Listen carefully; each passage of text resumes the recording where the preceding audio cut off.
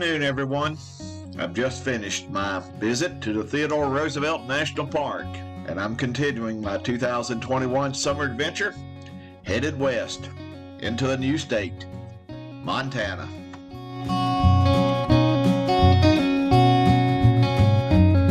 About 30 miles west of Medora, I cross into Montana. And like North Dakota, this is a new state for me, and I'm really looking forward to my visit. My plan is to spend the next several days exploring the land of the big sky. Before I left Medora, I made a hotel reservation for the night in Billings, Montana, almost 300 miles away.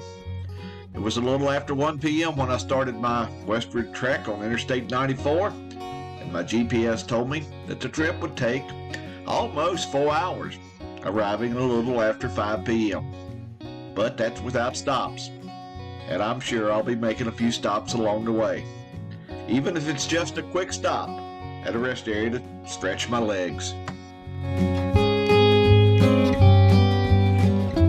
Much of my trip on Interstate 94 followed the Yellowstone River, and after a couple of hours driving, I decided to take a break at one of the Montana rest areas.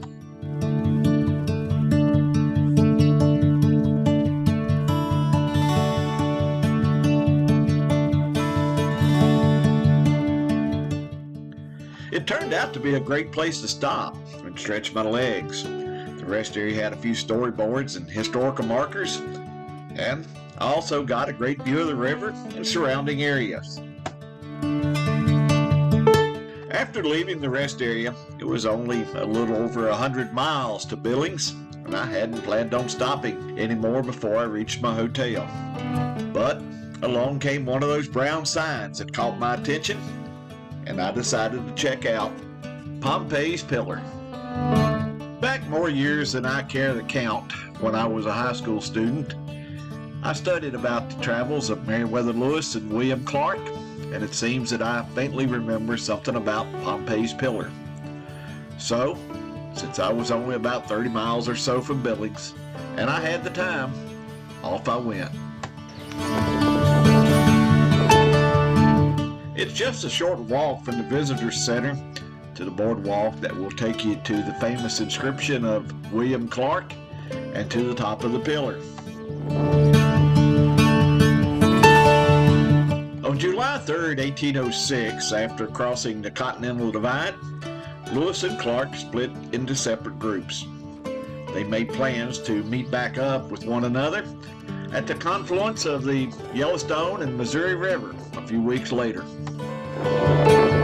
On July 25th, 1806, William Clark and the bulk of the party arrived here at this large sandstone rock on the banks of the Yellowstone River, and they spent a few days here to rest up and do a little hunting.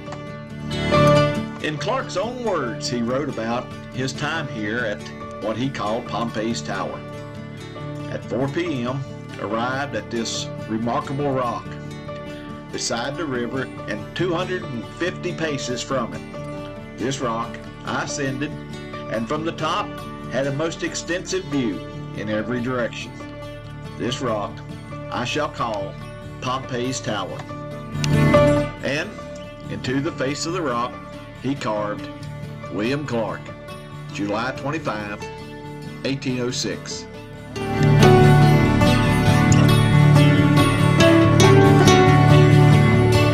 Today, the famous inscription of William Clark is still very much visible. It is sealed in a glass case, which protects it from the elements and from vandalism. But as you can see, over the years, others have carved their names and dates into the rock, some as recent as the 1950s. And one, just below the glass case, shows the date, August 1889.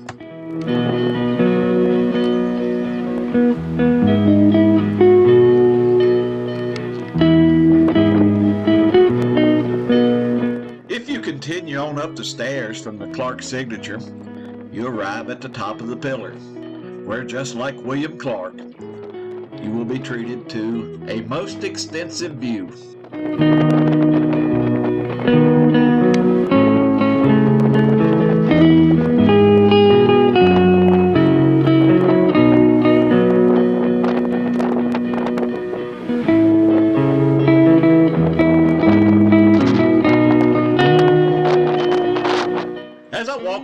top of the pillar, I couldn't help but think that I was standing and walking in the exact same place that William Clark had walked over 200 years ago. The view that I got of the Yellowstone River was basically the same as it was when William Clark and the Corps of Discovery stood here in 1806. The only thing missing was the herds of buffalo that was grazing in the open prairie. But still, history was all around me.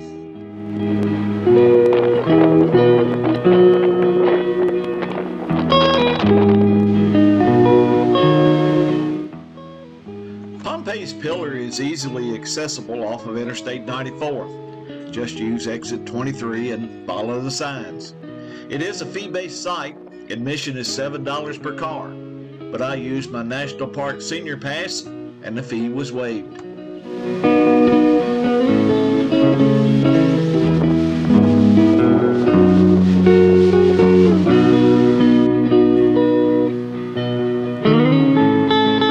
This is going to wrap up my visit to Pompeys Pillar. While it wasn't originally part of my adventure, it turned out to be a great stop and is a prime example of just seeing what's around the bend. If you enjoyed this video, please give me a thumbs up below. And if you haven't already, be sure to ring that bell and subscribe so that you can keep up with all of my travels. Now, as I continue my summer adventure, I'm going to head on down the road and see what's around the bend. So until next time, I'll see you down the road. So long, everybody.